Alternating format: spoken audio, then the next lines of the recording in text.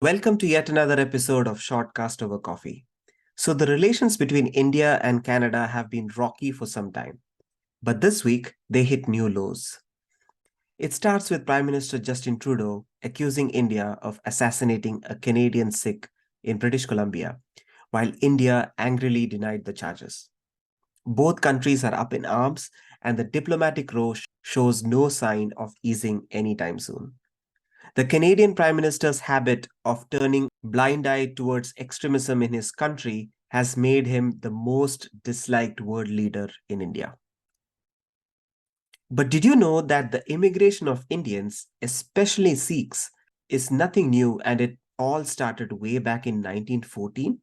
Yes, in 1914, a steamship named Komagata Maru set sail from Hong Kong to Vancouver, Canada, carrying over 350 passengers from Punjab, British India. Almost all of these passengers were Sikhs, along with other smaller number of Muslims and Hindus. At that time, there was a racist Canadian law called the Continuous Journey Regulation, which was intended to block immigrants from Asia.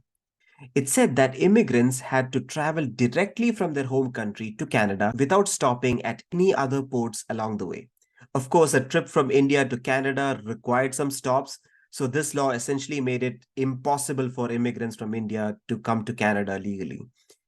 But the passengers of Komagata Maru decided to challenge this unjust law. Their leader was a Sikh businessman named Gurdeep Singh, who chartered the ship specifically to highlight the discriminatory policies. On May 23rd, 1914, after a 2-month journey, the Komagata Maru arrived in Vancouver's harbor. Immediately, the passengers were denied permission to disembark by the Canadian immigration officials. The ship was held offshore at anchor for about 2 months while its fate was being debated. Canadian officials worked aggressively to prevent the passengers from entering the country.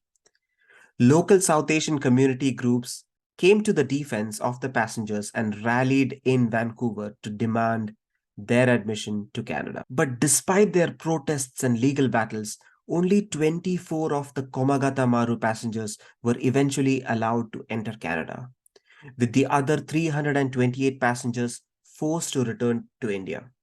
The Komagata Maru was escorted out of Vancouver harbor by armed Navy ships, humiliating its passengers. When the ship returned to India in late September of the year, British authorities saw the passengers as dangerous political agitators. 20 of the passengers were killed in a confrontation with police, and many others were imprisoned or confined to their villages for years. The Komagata Maru incident highlighted the intense anti-Asian racism in the early 20th century in Canada. The government had implemented discriminatory immigration policies, and the public was supportive of keeping Asian immigrants out of the country. For Canada's small South Asian community, Komagata Maru incident was a stark reminder that they were outsiders in their own country.